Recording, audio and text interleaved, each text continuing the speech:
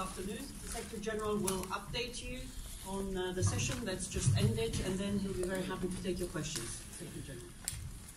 Good afternoon. We just had a good and important discussion among the leaders of the NATO allied countries. We have marked the anniversary of our alliance, which has guaranteed peace and security for all allies for 70 years. And we have looked to the future. Our meeting has once again demonstrated that NATO remains the only place where Europe and North America discuss, decide and act every day together on strategic issues that concern our shared security. And all leaders were very clear. We stand together, all for one and one for all. Our commitment to Article 5, the collective defense clause of our alliance, is ironclad. Today, we took a wide range of important decisions. We have increased the readiness of our forces. I can announce that we have delivered on the NATO Readiness Initiative. Allies have committed 30 battalions, 30 air squadrons and 30 combat ships available to NATO within 30 days. We have declared space as the 5th operational domain for NATO, alongside land, air, sea and cyber. We have also agreed on a new action plan to step up our efforts in the fight against terrorism. All allies remain committed to the fight against ISIS and our training mission in Iraq and the training mission in Afghanistan. Today, leaders committed to ensuring the security of telecommunications infrastructure, including 5G. We agreed to rely only on secure and resilient systems.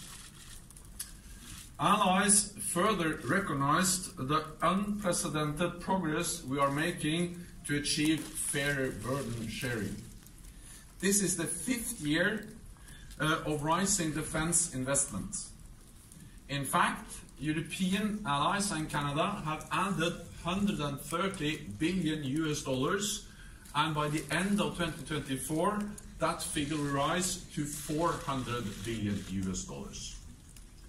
This is unprecedented, and it's making NATO stronger. But leaders agreed that we must and will do more. The leaders also took a range of other decisions on other important issues for our alliance. To enhance the protection of our energy infrastructure, on how to ensure our technological edge in the face of emerging and disruptive technologies, and to step up our response to hybrid threats. We also had a substantive discussion about Russia and the future of arms control. We are committed to strong deterrence and defense, while remaining open to meaningful dialogue with Russia. NATO is responding to Russia's deployment of intermediate-range nuclear-capable missiles in a defensive and coordinated way. And we remain committed to strengthening effective arms control, disarmament and non-proliferation. For the first time, we addressed the rise of China, both the challenges and the opportunities it poses, and the implications for our security. Leaders agreed we need to address this together as an alliance, and that we must find ways to encourage China to participate in arms control arrangements. As the world changes, NATO will continue to change. NATO is strong, and our accomplishments of the past few years to adapt to a changing security environment are substantial.